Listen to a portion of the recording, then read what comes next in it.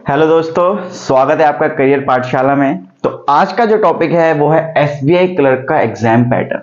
काफी बच्चों की डिमांड थी कि एसबीआई क्लर्क का भी सर बताओ।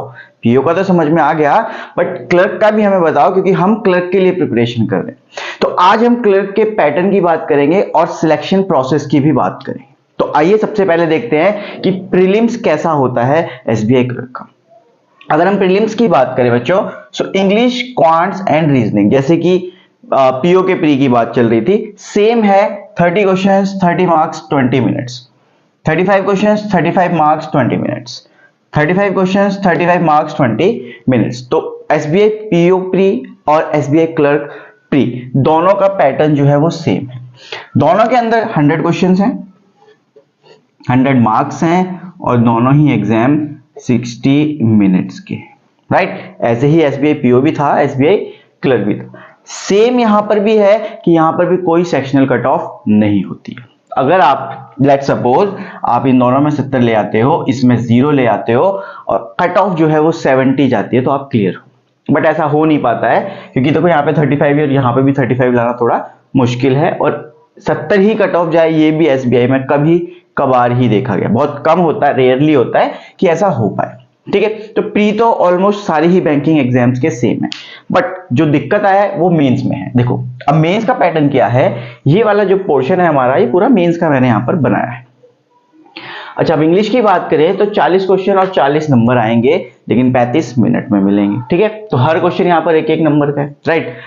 अब आते हैं क्वांट्स पे। क्वांट्स में भी फिर से वही बात कि डीएआई आने वाला है, डाटा एनालिसिस एंड इंटरप्रिटेशन। थोड़ा सा आपके पास अर्थमेटिक का पोर्शन आएगा, लेकिन वो भी एनालिसिस करके ही आएगा, राइट। सो क्वांट्स की बात करें या फिर डीएआई की बात करें तो 50 क्वेश्चन 50 नंबर और 45 मिनट में आपको करने हैं। तो आपके पास टाइम कम है और क्वेश्चंस ज्यादा है यहाँ पर, राइट। आइए रीजनिंग की तरफ चलते हैं। रीजनिंग में 50 क्वेश्चन है, 60 नंबर है और 45 मिनट में ही करना है, राइट। तो सबसे ज्यादा जो वेटेज है अगर मार्क्स के हिसाब से देखा जाए तो वो रीजनिंग में ही है, राइट। सो 50 क्वेश्चन है आपके पास और 60 नंबर है वहां पर, राइट। सो यहां पर ऐसे होगा कि 40 क्वेश्चंस जो होंगे वो एक एक नंबर के होंगे और जो 10 क्वेश्चंस होंगे वो 20 नंबर के होंगे, राइट। सो मतलब 10 क्वेश्चन जो है वो 2-2 मार्क्स वाले होने वाले हैं। तो 50 क्वेश्चन 60 नंबर और 45 मिनट में आपको वो कंप्लीट करना है। कंप्लीट करना है मतलब 45 मिनट के बाद आप रीजनिंग नहीं देख सकते। ऐसे ही मतलब हर पोर्शन में आपको लिमिटेड टाइम है, आप उसी लिमिटेड टाइम में उस चीज को कर सकते हो, अदरवाइज नहीं कर सकते, राइट।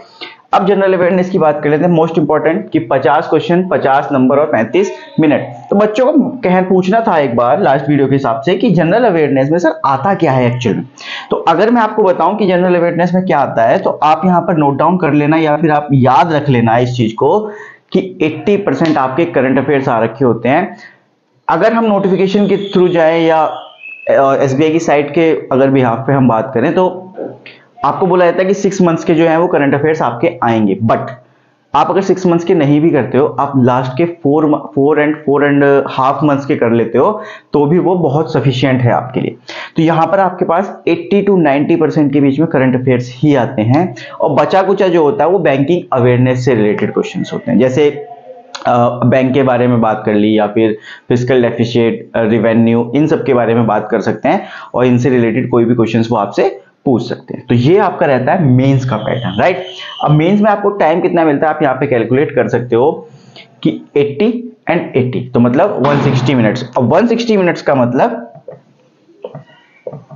2 आवर 40 मिनट, तो 2 घंटे और 40 मिनट आपको मेंस के एग्जाम में मिलने वाले हैं। और टोटल कितने नंबर का क्वेश्चन पेपर होने वाला है आपका? 200 नंबर का, और आपके पास जो क्वेश्चन आएंगे वो आएंगे 190। सबसे मजे की बात यह है कि क्लर्क के एग्जाम में ना ही कोई डिस्क्रिप्टिव होता है, ना ही कोई इंटरव्यू होता है। तो नो डिस्क्रिप्टिव, नो इंटरव्यू, सीधा मेंस क्लियर किया और आपकी जॉब पक्की। तो सिलेक्शन प्रोसेस की अगर बात करें तो आपका पहले प्रीलिम्स होगा जो कि क्वालिफाइंग इन नेचर है, राइट। क्वालिफाई किया आपने, इसकी एक कट ऑफ निकलेगी, आप मेंस के लिए जाओगे। मेंस में जाके आपको जो भी क्लियर करना है, पेपर आपने दिया है, यहां पर भी एक कट ऑफ निकलेगी। उस कट ऑफ के बाद कुछ भी नहीं है आपका कि आपको डिस्क्रिप्टिव लिखना है या इंटरव्यू के लिए जाना, नहीं, ऐसा कुछ नहीं है। आप इसे क्लियर करते हो, आप सिलेक्टेड हो। उसके बाद आपके डॉक्यूमेंट वेरिफिकेशन होंगे, थोड़ा मेडिकल होता है, राइट, मेडिकल होता है, और जिस एरिया में आपकी पोस्टिंग हो रही है वहां की आपको थोड़ी सी लोकल लैंग्वेज के बारे में, मतलब अच्छा खासा, मतलब थोड़ा सा नॉलेज होनी चाहिए, राइट। तो आप जैसे कि कस्टमर से डील कर सको तो लोकल लैंग्वेज वहां की आपको आनी चाहिए, राइट। तो ये है आपका एग्जाम पैटर्न एसबीआई क्लर्क का, और सिलेक्शन प्रोसेस भी मैंने बता दिया है। और सबसे बड़ी बात यह है कि इसमें कोई सेक्शनल कट ऑफ भी नहीं होती है, क्योंकि काफी बच्चों को ऐसा रहता है कि सर हमारा इंग्लिश वीक है, हमारा मैथ्स वीक है, हमारा रीजनिंग वीक है, या करंट अफेयर्स हमें याद नहीं होते। तो भाई आप 3 सेक्शंस में दम लगा लो, चौथे सेक्शन को आप हल्के में ले सकते हो यहां पर तो, राइट। जैसे अगर मैं इसकी बात करूं तो 40, 100, 150, अगर आप 150 नंबर यहां से हैं, 150 में से अगर आप 120 इसमें से ला सकते हो तो वेल एंड गुड, आप इसको छोड़ दो। क्योंकि करंट अफेयर्स के लिए काफी बच्चों का ये होता है कि सर मेरे तो याद ही नहीं होते, या मेरे याद रहते ही नहीं। तो भाई आप इन 3 सेक्शंस में इतना जबरदस्त परफॉर्मेंस कर लो कि इसकी आपको नीड ही ना पड़े, राइट। सो ये आप कर सकते हो और बहुत ईजी है, राइट।